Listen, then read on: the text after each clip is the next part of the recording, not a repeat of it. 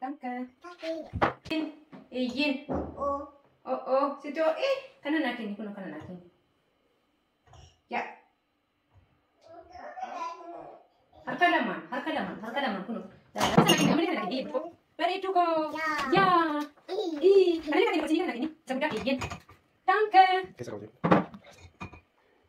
Very to go.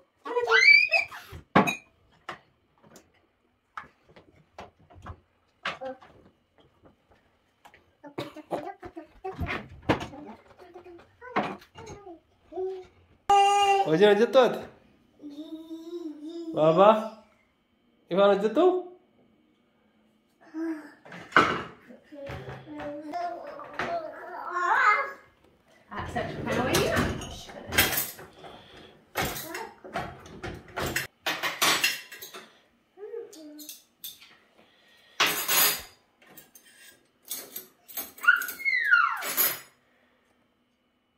Danke, Kak.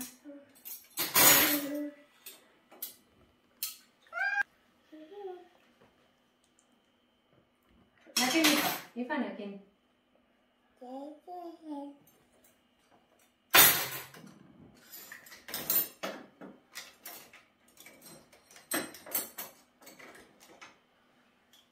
Danke.